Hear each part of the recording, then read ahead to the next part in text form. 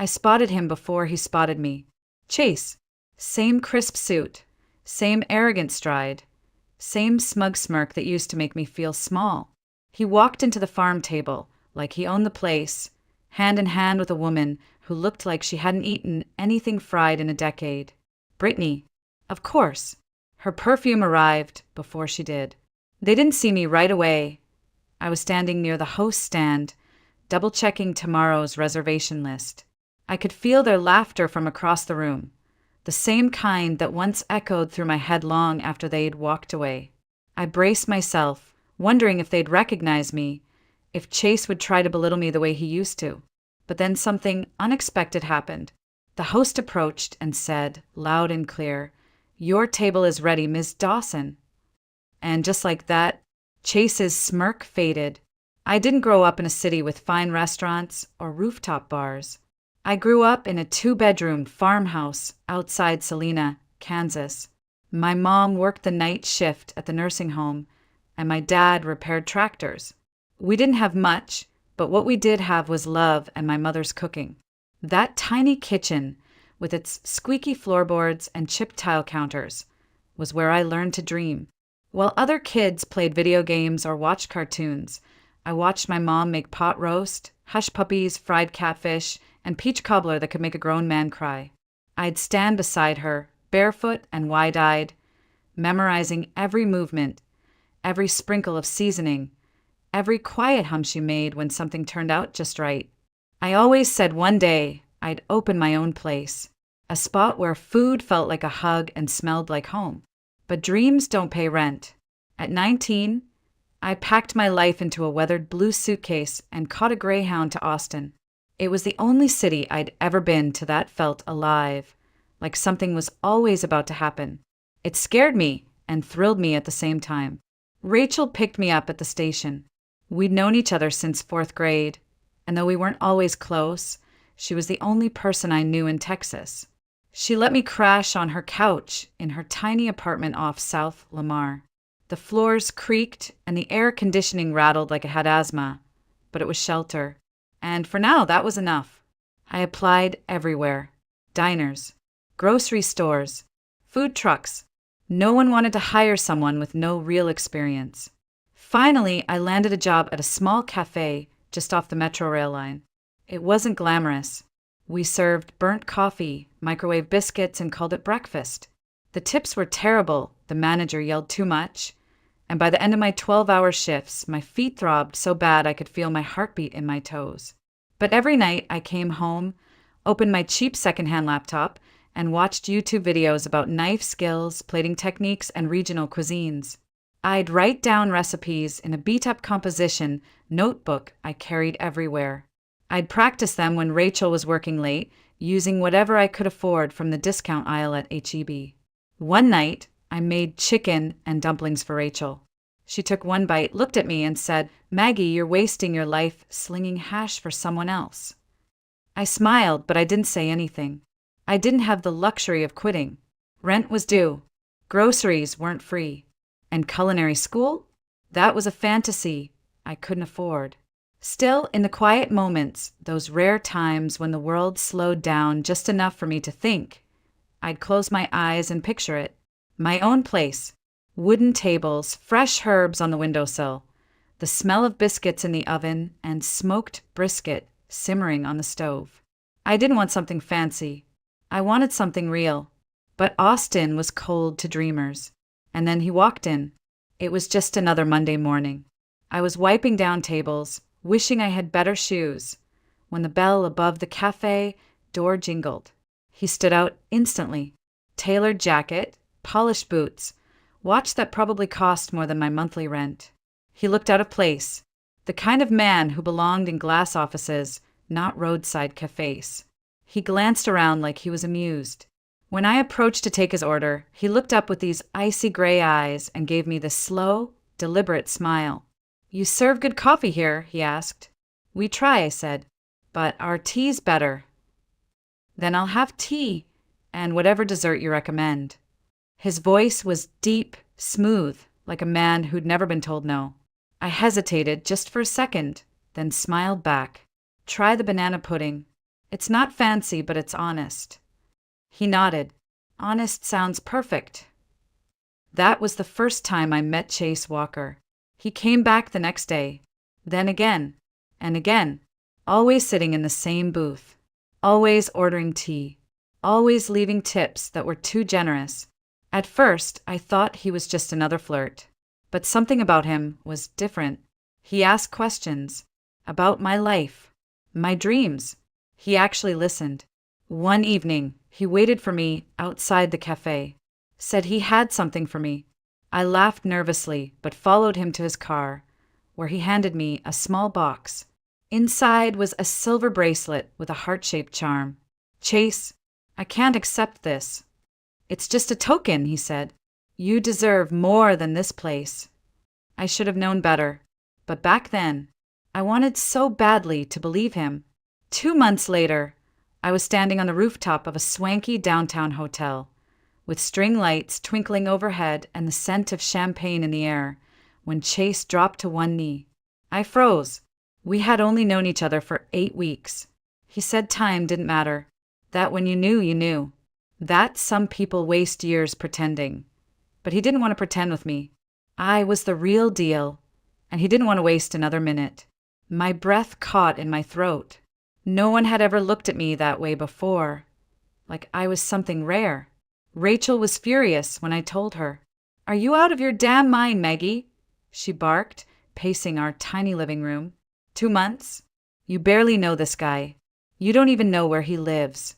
What does he actually do? He's in real estate investments, I said softly. Oh yeah? Ever see an office? A business card? I didn't answer. My parents were more measured, but I could hear the worry in their voices when I called home. Honey, my mom said gently, love's a beautiful thing. But love without time is just lightning, bright and fast, and sometimes it burns. But I didn't want to listen. I didn't want their doubt clouding the one good thing that had happened to me since I'd left Kansas. Chase made me feel chosen, elevated, like I belonged somewhere better than the bottom of a kitchen hierarchy. So I said yes. The wedding was simple, a courthouse ceremony. Dinner at a fancy restaurant with white tablecloths and overpriced appetizers. Chase said he didn't believe in big, flashy events. I took it as humility. I thought it meant he was grounded. That night, he handed me the keys to a penthouse apartment overlooking the city skyline. This is home now, he said, wrapping an arm around my waist. You're home. I stepped inside and almost cried. Floor-to-ceiling windows, marble countertops, a closet bigger than my entire bedroom back in Kansas. It felt like a dream. It was for a little while, but dreams don't last. Within weeks, things started to shift. Subtle at first. Chase began coming home later. He stopped asking about my day. Conversations turned into one-word responses. Any attempt to talk about how I was feeling ended in, not now, or can we not do this? I kept telling myself he was just adjusting to married life. Maybe work was stressful. Maybe I was overthinking. Then one day I tried to buy groceries and my debit card declined. I called Chase. Oh, right, he said casually. I had your card deactivated. I'll get you a new one that connects to my account. It's easier that way. Easier for who? I asked. For us, he said. You're my wife. You shouldn't have to worry about money. I didn't know what to say. Something about it didn't feel right, but I didn't argue. That was the first boundary he erased. The second came wrapped in red lipstick and smug entitlement. This is Brittany, he said one afternoon. She's my cousin. Needs a place to crash while she finds her own. Brittany swept into the apartment like she owned it. Within days, she'd filled the guest bathroom with expensive cosmetics, draped her clothes over the living room chairs, and started ordering around the cleaning lady like she was staff in a hotel. She'd look at me like I was a pet Chase had rescued. You're lucky you know, she said one morning, sipping green juice in a robe that wasn't hers. Chase always knew how to pick what works for him. That sentence haunted me, but I still wanted to believe things would go back to how they were. Then came that investment opportunity.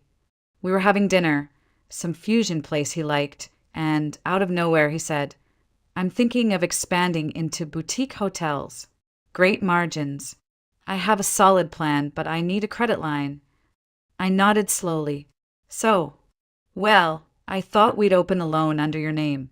You've got a better credit score, and it's just easier that way. I'll handle all the payments, of course. It's for both of us. I blinked. You want the loan in my name? He smiled. It's just paperwork, Maggie. You trust me, right? Something cold settled in my chest. I'll think about it, I said. He didn't like that answer. He just stared for a second, then shrugged like it didn't matter. But there was something behind his eyes, like he was already planning his next move. That night, he barely spoke to me. The next morning, he was gone. For the first time, I started to wonder who I'd really married. The silence in our apartment the next morning felt different. It wasn't peaceful. It was too quiet, like the calm before something broke. Chase hadn't come home the night before. Brittany was gone too. I stood barefoot in the kitchen, cradling a lukewarm cup of tea, staring out over the city like it might give me an answer. That's when I heard the front door open. I froze, expecting to see Chase walk in. But instead, I heard his voice from the hallway, low and casual, and then laughter. He was on the phone. He didn't know I was home. I took a quiet step back, flattening myself against the kitchen wall, holding my breath. Yeah, she's still clueless, he was saying. I think I've got her where I want her. Banks already pre-approved the loan.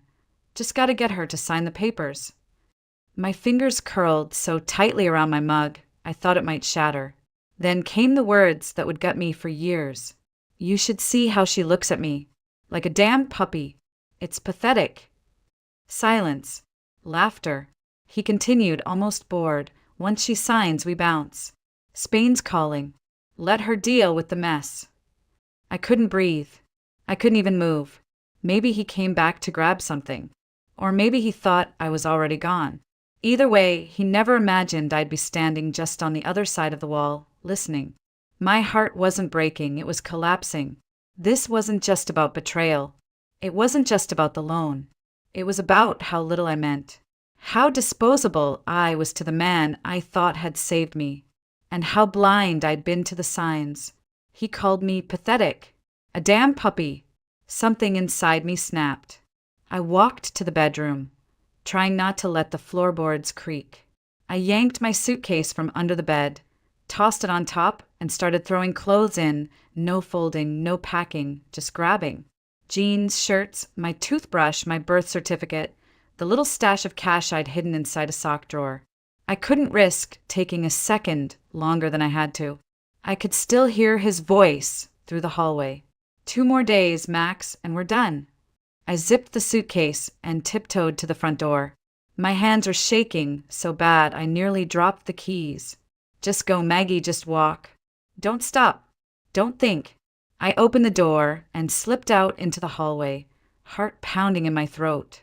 I didn't even wait for the elevator. I took the stairs, 3 floors down, practically running. When I stepped out into the street, the wind hit my face like a slap. And for the first time in months, I could finally breathe, but I didn't know where to go. I didn't have friends in the city outside of Rachel, and I hadn't talked to her in weeks, not since I accused her of being jealous, of not supporting my happiness. Still, she was the only person who'd ever told me the truth. So I dragged my suitcase 4 blocks to the bus stop, climbed on with a crumpled $5 bill, and rode across town in silence. It was dark when I reached her building.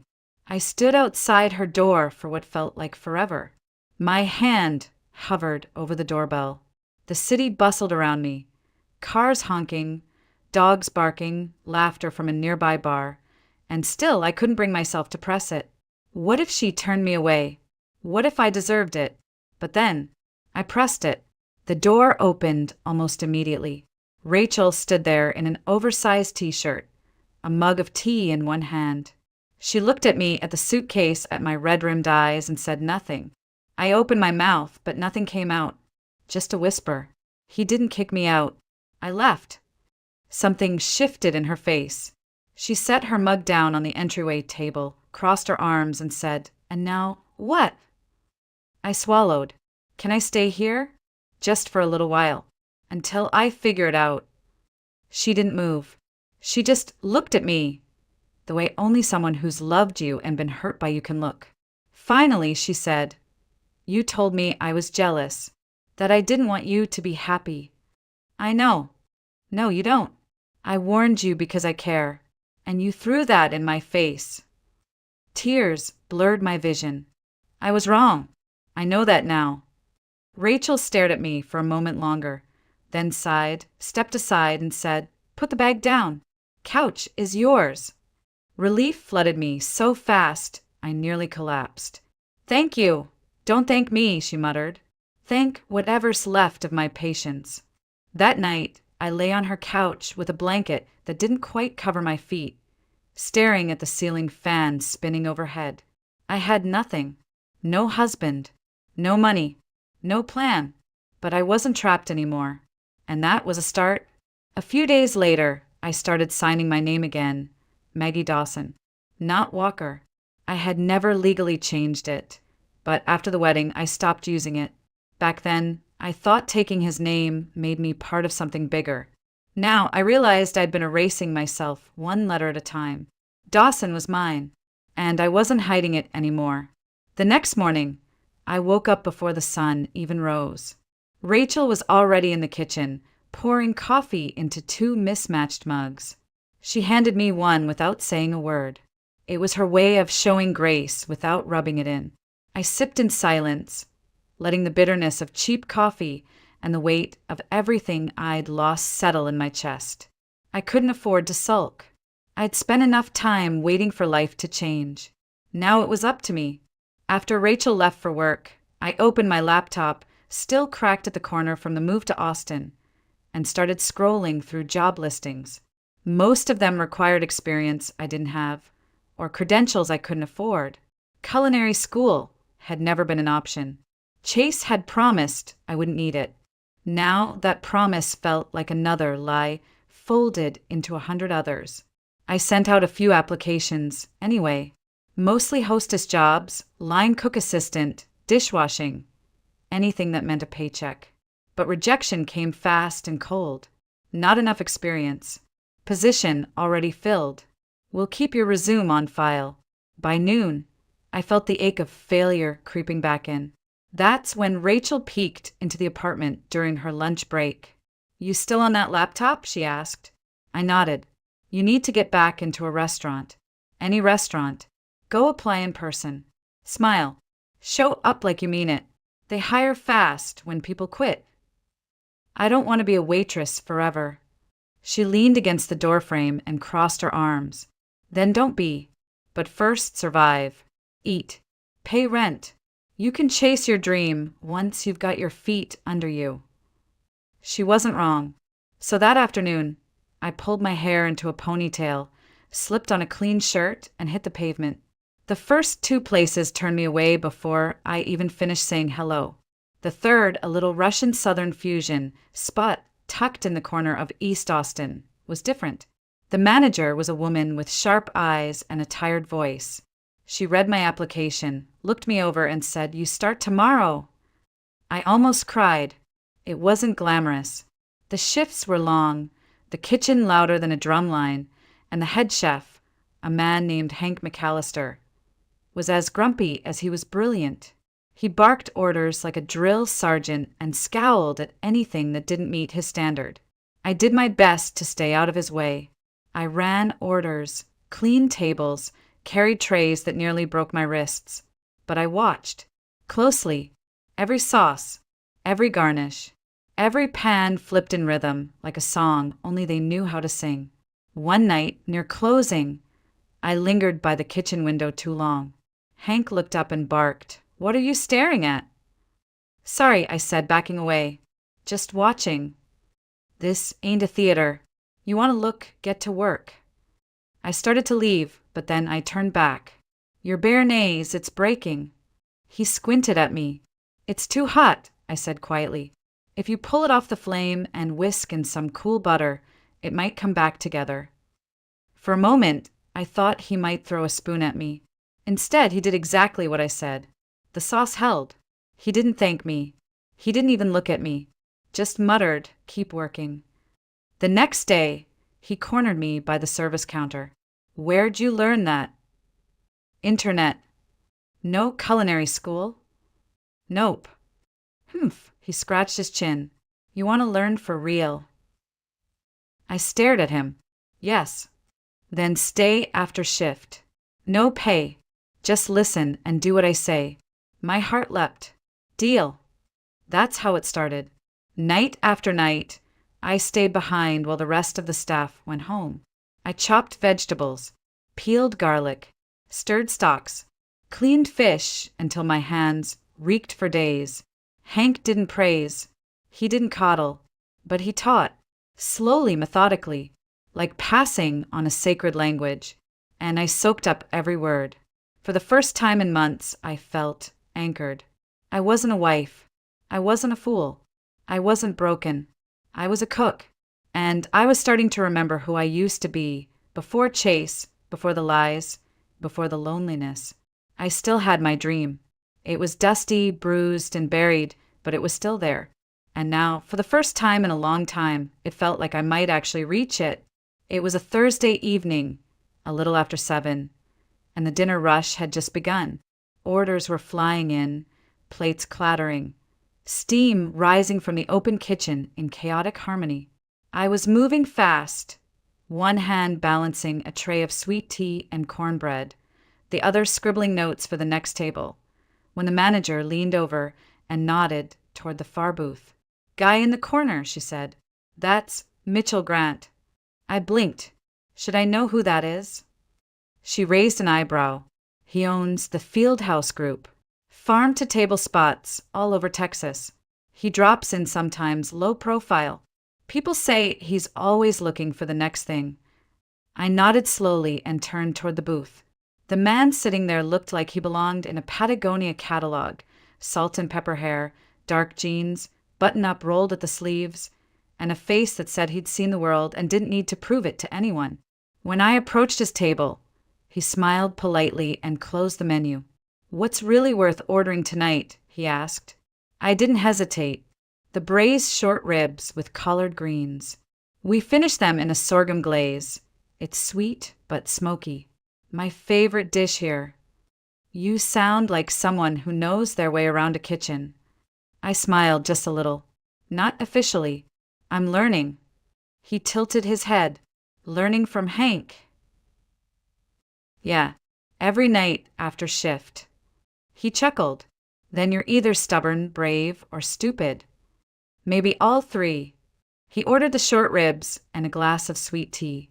When I brought the food, I caught him studying the plating the way Hank did when he was about to rip someone apart. He took a bite, chewed slowly, then nodded once. When I turned to leave, he stopped me. "What would you change about this dish?" I froze.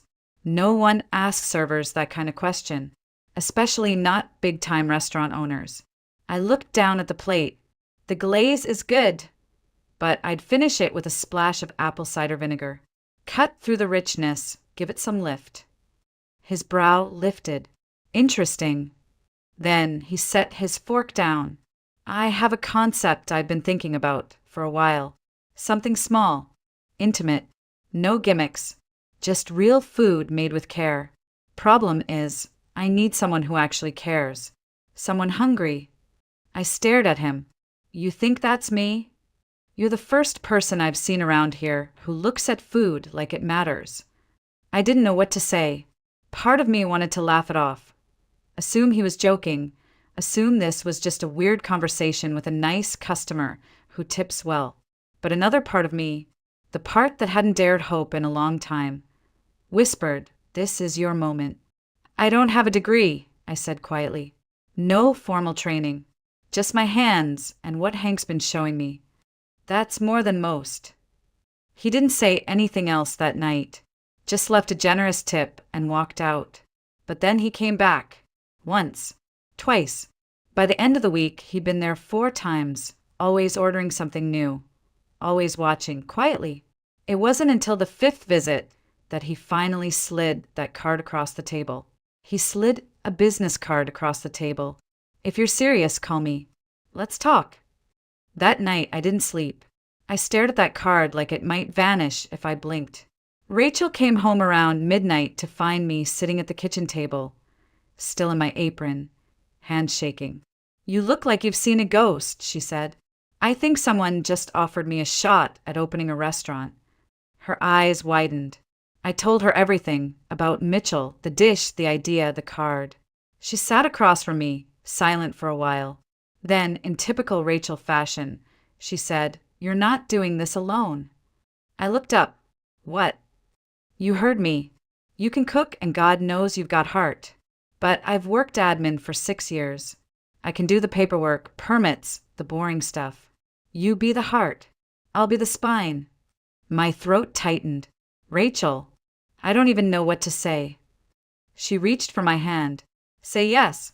So I did. The next morning, I called Mitchell. By noon, we were sitting in a quiet coffee shop in East Austin, notebooks open, sketching out what this dream could look like. No frills, no pretense, just a warm, lived-in space that smelled like fresh bread and sounded like laughter. Mitchell promised to help with initial investment and logistics, but he made one thing clear. This has to be yours. Your food. Your heart. I'm just giving it a place to land. I nodded slowly, almost afraid to believe it was real. But it was. And just like that, my second life began. We called it the farm table. It felt right, simple, honest, warm.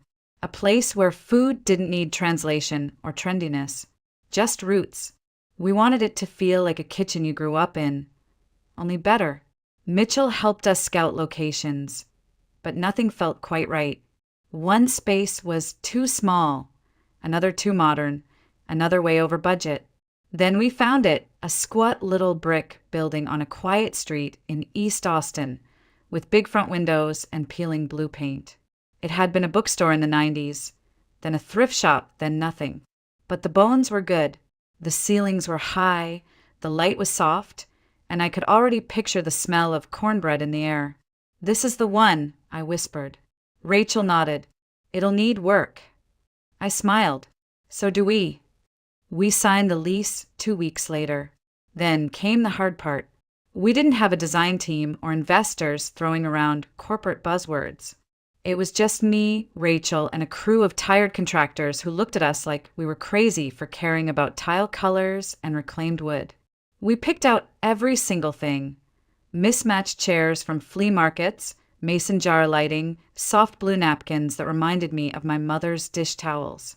Rachel dealt with permits, licenses, health inspections. I tested recipes at night in Mitchell's borrowed kitchen, tweaking spice levels and jotting down notes in the same old composition notebook I used back when I lived with her. Hank came by once. He stood in the doorway of our half-finished kitchen, arms crossed, eyebrows raised. You really doing this? Looks like it. He snorted. You don't have a chef. I swallowed. I know. He stared at me for a beat, then grumbled. I'm too damn old to be sweating in someone else's startup. But I'll help train whoever you hire, he interrupted. Get them in shape. Just don't make me wear a name tag. I almost hugged him. Instead, I just nodded. Thank you. Opening a restaurant is like planning a wedding and giving birth at the same time. There are a million things to do, and every single one feels urgent. Vendor contracts, food suppliers, staff schedules, tastings, inventory, budgeting. Some nights, I fell asleep on top of spreadsheets. Rachel would find me in the morning with coffee in one hand and a highlighter in the other, red ink all over my fingers. You good? She'd ask. No, I'd grown. But I'm alive. We hired 2 cooks fresh out of culinary school. One pastry chef who had quit a Michelin restaurant because she hated the ego, and a server team of college students who showed up early and stayed late. None of us were experts, but we cared, and that counted. The menu came together slowly: biscuits with hot honey, sweet potato hash, braised pork shoulder, banana pudding with a ginger snap crust. Everything made from scratch. No shortcuts. No apologies. I remember standing in that kitchen the night before opening day, staring at the prep list, my hand shaking as I peeled the 100th russet potato. Rachel came up beside me and said, "You ready?" I turned to her, apron smeared with flour and eyes puffy from 3 hours of sleep. "No, but let's do it anyway." We opened on a rainy Saturday in October. The first customers came in with umbrellas and low expectations. But by noon, we had a wait list. People lingered at their tables, sipped coffee slowly, asked about ingredients. They smiled. They laughed. They came back the next day. And the next. 1 week in, a local food blog wrote a glowing review. "No frills, no fuss. Just food that hugs you from the inside." I taped that article above the line in the kitchen. Every time service got crazy or a souffle sank or someone forgot to restock the butter, I'd glance at it and remember we were doing something real. We weren't just feeding people. We were healing them, too. A month passed. Then, too, the farm table wasn't just surviving, it was thriving. By the end of our second month, we had regulars.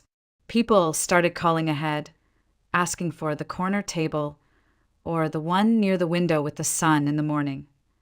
We had families who came every Sunday after church, artists who ordered the same cornbread every Tuesday, and one sweet old man who left a handwritten note with every check. "This reminds me of my mother's kitchen," one said. "Don't change a thing." We had our hiccups, of course. A clogged sink, a missed delivery, a server who showed up drunk and had to be let go. But even through the chaos, there was this quiet, glowing truth. We had built something real. Mitchell came by often, not to micromanage, but to watch, to sit back with a cup of black coffee and a grin that told me he was proud. "This place has soul," he told me one night as I wiped down tables. "But it's also getting crowded." I looked around. Every seat was filled. People were waiting by the door. The kitchen was stretched thin, and our team was working double time just to keep up. Rachel joined us at the bar, flipping through that week's numbers. "He's right. We're turning people away most nights." "I know," I said, running a hand through my hair. "But it's a good problem, right?" Mitchell leaned in, voice low. "I think it's time you considered opening a second location." The words landed like a boulder in my chest. A second location. I hadn't even fully caught my breath from the first.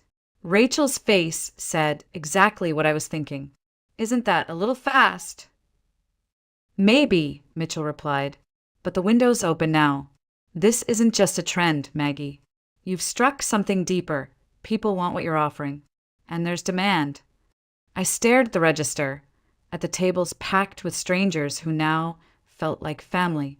Could we really do it again? Multiply the magic without losing the heart? Rachel said nothing, but I could see the wheels turning behind her eyes. Later that night, we sat in the office, the door closed behind us. She was on the floor, back against the wall, spreadsheets in her lap. I was perched on a milk crate, heart racing. "I don't want to mess this up," I admitted. "You won't," she said softly, "but we can't do it the same way. It'll be bigger, more pressure. We'll need more staff, more systems, tighter controls." I nodded slowly. "Do you think we can pull it off?" She looked up at me, eyes steady. "I think you've come too far to play small." The next week, we started scouting. We looked at over a dozen spaces, some too modern, some too boxy, some with landlords who didn't get the vibe we were going for. Then we found it, an old restaurant on the edge of downtown, tucked between a record store and a plant shop. It had high ceilings, tons of light, and the faint smell of possibility in the air. It needed work, but I could already hear the clatter of pans, the hum of conversation, the scent of biscuits and gravy floating through the door. Rachel walked the perimeter, jotting down notes. Mitchell stood near the entrance, arms crossed, grinning. I walked to the middle of the space, turned in a slow circle, and whispered to myself, "We could make this home." And that was it. We signed the lease that Friday. While the paint was still peeling and the plaster was crumbling, we rolled up our sleeves and got to work again. Different location, Same mission.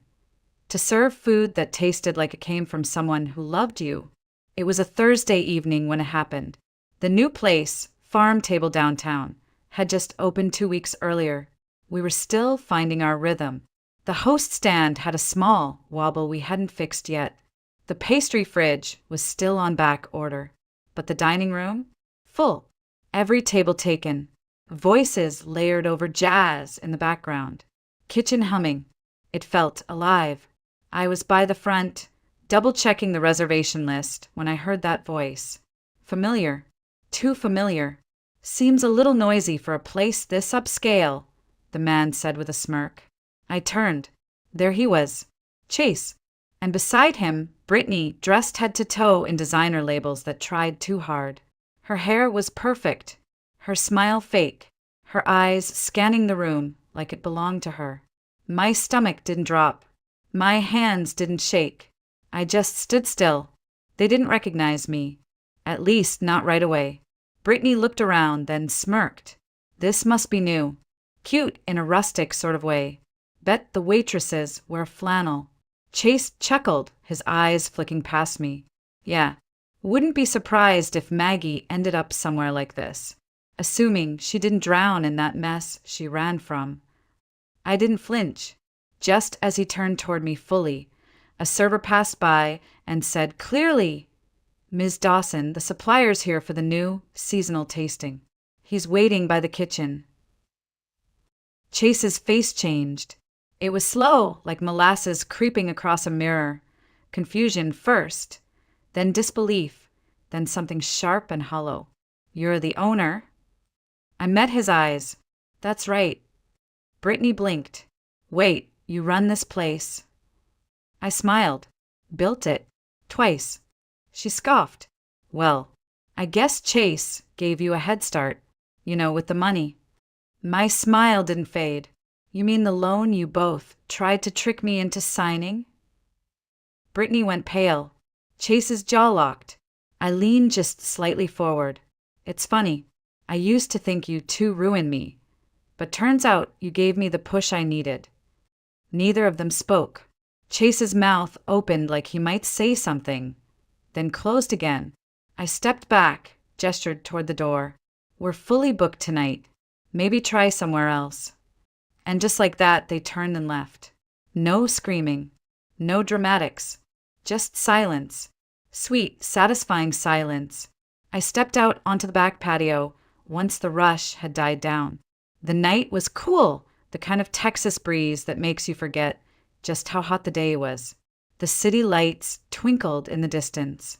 Inside, dishes clattered softly as the staff cleaned up. Laughter from the last lingering guests drifted through the open doors.